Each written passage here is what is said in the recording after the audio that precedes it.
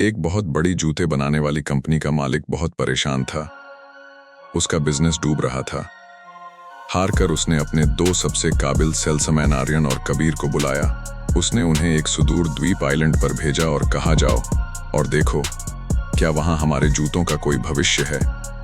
दोनों दोस्त एक ही जहाज पर सवार हुए, एक ही समंदर पार किया और एक ही मिट्टी पर कदम रखा, लेकिन उनकी मंजिलें अलग होने वाली थीं। जैसे ही आर्यन ने उस द्वीप पर कदम रखा, उसका चेहरा उतर गया। उसने देखा कि वहां के लोग बहुत खुश थे, नाच रहे थे, खेल रहे थे, लेकिन एक अजीब बात थी, वहां किसी ने भी पैरों में जूते या चप्पल नहीं पहनी थी। हर कोई नंगे पैर था। आर्यन ने अपना सिर पकड़ लिया और मन ही मन सोचा, ये मैं कहाँ आ गया।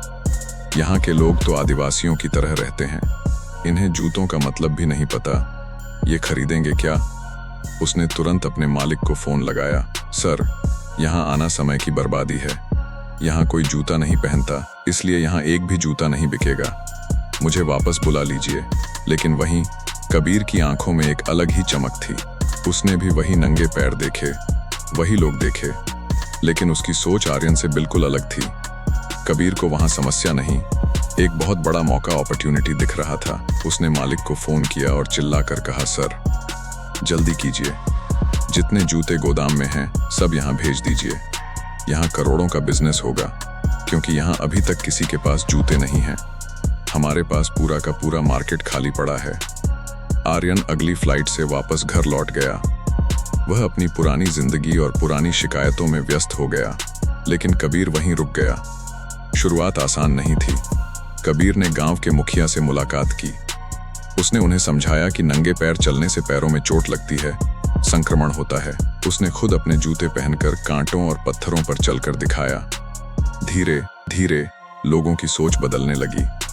पहले एक बच्चे ने जूता पहना, फिर मुखिया ने, और फिर पूरे द्वीप पर जूते पहनना एक जरूरत बन गया।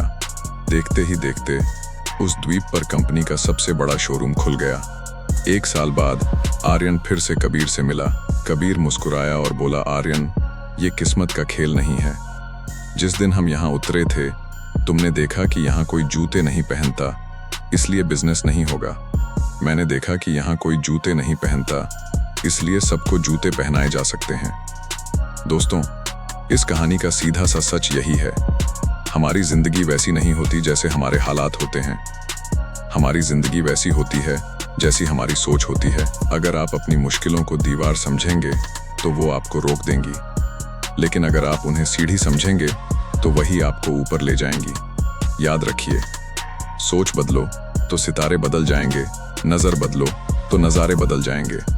कश्तियां बदलने की जरूरत नहीं, बस दिशा को बदलो तो किनारे बदल जाएंगे। आज ही अपनी सोच बदलिए और देखिए कैसे आपकी जिंदगी खुद बदल जाती है।